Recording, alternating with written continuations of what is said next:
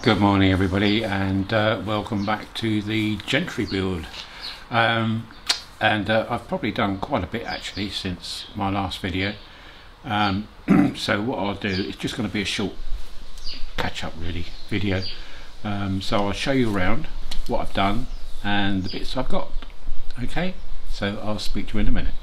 Bye for now. Okay, so the first thing you can see are the new wire wheels, which I've fitted on temporarily just to obviously make sure they fit, that they're okay, which they are. I've still got over there, just there, the old wheels which I'll be popping back on while I'm working on the chassis, but obviously now I know they fit, they can come off. They're also now resting on the wheel dollies, so I can manoeuvre this chassis around the garage at my leisure to give me more room, so I can bring it back into this section here. Now the wife's car is out of the way. Right, so let's start at the front then. I'll just show you this wheel here. And somebody said, why I'm bothering to do all the suspension in detail when you're going to be bolting a wheel over the top. Well, that's the reason why, because you can still see through there all the suspension, and round the side here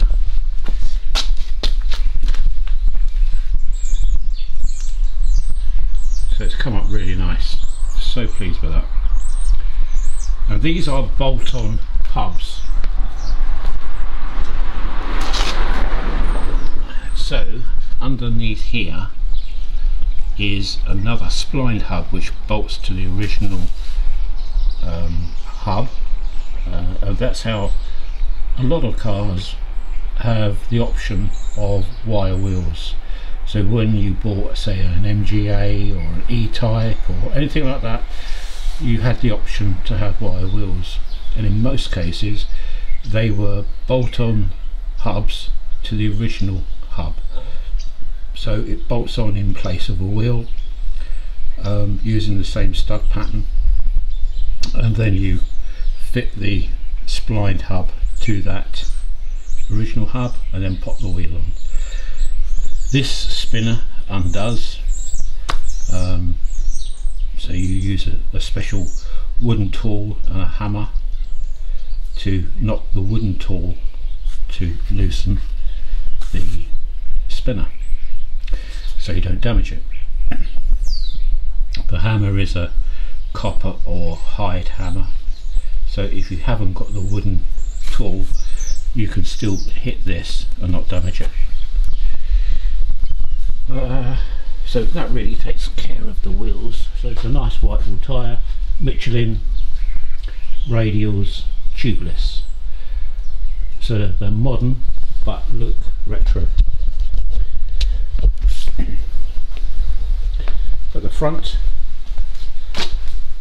well, obviously you can see that the engine is in position along with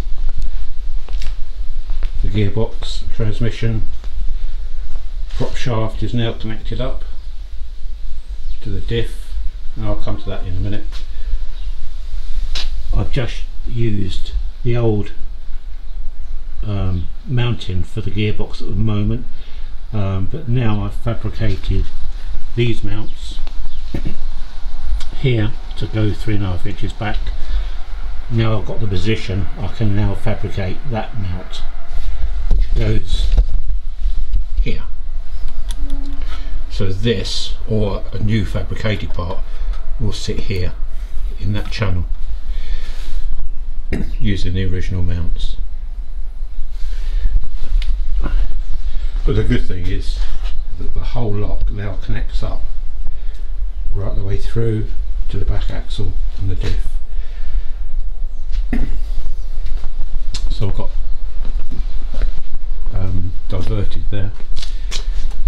So on the front I've got two new brackets for the steering rack because I wasn't happy with the old ones.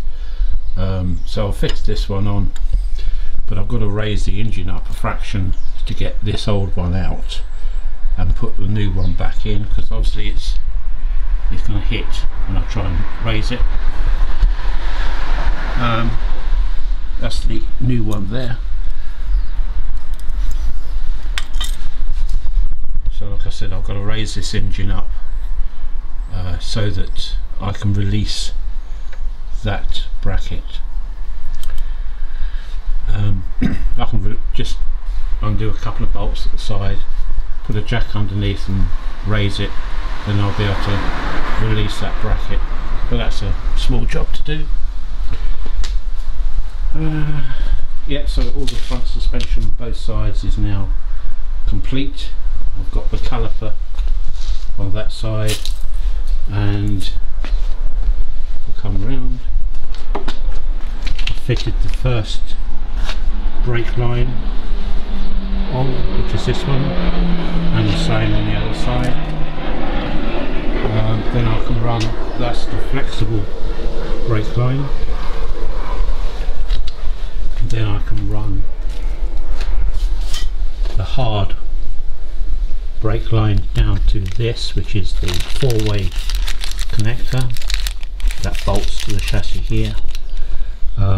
So then I'll be able to run a hard line to that, to the front both sides and to the back both sides, and then up to the reservoir for the brake,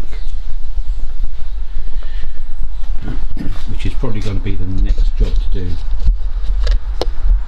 I would think, once I've done the engine mount. Sorry, not engine mount, steering rack mount. So for the prop shaft, I've got two new universal joints for the front and the back. I've got to put those in. I've also got two universal joints, new ones for here, for the drive shaft on both sides. I've just started painting this one here, and as you can see I've got halfway through, and I've got that one to do yet. I've put the radius arms in on both sides with new poly bushes. It's got poly bushes all the way around now. Even the diff has got a poly bush for its mounting. You've got a mounting here, here, and two at the back for the diff. And there are poly bushes. I think that is about it. So what I've got over here, I've been getting new parts wherever I can to replace the old parts, and one of the things I splashed out on, which I've been looking at for about 2 months now, trying to research it, is a steering wheel which is a replica of the old wheels which they used to use in the 40s and 50s. It's made by Blue Mills, and it's called a Brooklands steering wheel, and that's exactly, it's the same tooling as they used to use, and these were optional extras that you could have fitted, a bit like today where you have the sports wheels which you can buy an aftermarket kit for, and that's exactly the same, except that this was in the 1950s. I've got it in cream because that is the colour the interior will be when it's done. It's going to be a cream leather. So I've got that, and I've got a whole load of stuff here to be fitted yet, which are primarily mechanical parts for the chassis. As you can see here, this is the hard brake line here, universal joints, a whole load of bolts, nuts, washers. These are the brake lines, flexible brake lines. In that polythene bag there is a heater matrix. In that box there I've got an assortment of other things which I've seen and wanted, like, what can I think of? Oh, brake pedals, brake, clutch and accelerator pedals, all things which I haven't got or didn't have. I'm now gradually collecting for the next part of the build, so there's a lot to go in there yet. So yeah, it's coming on really nicely, very pleased with it. We stand back and get an idea of how the chassis and the engine and gearbox are looking. And I'm working on a little something for the engine at the moment. I won't say anything about it yet, because I'm not sure if it's actually going to happen, but yeah, there might be a little surprise coming up soon for that, which is why I haven't done any work on the engine as yet. Somebody else commented about, oh, it's a shame how the engine looks so tatty when everything else looks so nice. Well, yeah, unfortunately that's what happens when you build a car. Certain things do look tatty, but that's the animal, I'm afraid. It's the way you have to go about doing things. But once I've done the engine up, had it rebored, etc., then it will look nice. I think that's about it. As I say, it's only going to be a quick video just to show you what I've been doing, what I've been up to. I have managed to refurbish all the linkage in here, so it's got all new bearings, washers, everything inside this top linkage. I've even got a new boot, rubber boot, to go over the top here. And this now, although it's not connected up, it's silky smooth, it's beautiful. It goes into reverse, lovely. Very pleased with that. That's another little job ticked off. Yeah, so that's it. So hopefully in a week or two's time you'll see some further advancements. It's mainly going to be on the rear suspension, because that's what I'm working on now. Is that area there. There's nothing really else I can do up on here apart from the new brackets for the steering rack and the hard lines for the brakes, and then that really is about it.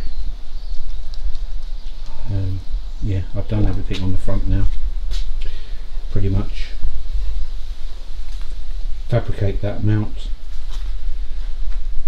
universal joints on the prop shaft and drive shafts, sort the diff out. I have managed to now free it up. It was totally seized up when I first got it, completely locked up for some reason, but that's now running free. But I will still do a reconditioned unit for that, because I'm not going to take any chances with that, especially if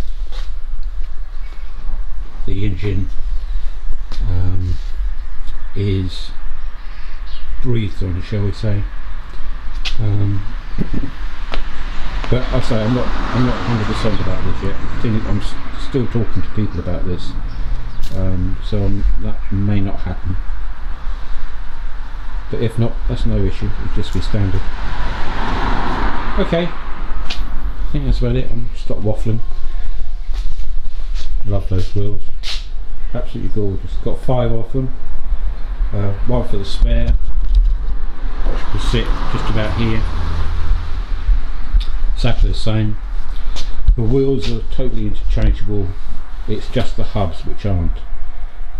So the wheels are not dependent on each side. They are completely independent. They're just splines. It's just the hub itself here which is dependent on what side they're fitted. So they are left hand, right hand drive and left and right hand threads. Okay people, I think that's about it. Just a brief one, but at least it keeps you up to speed.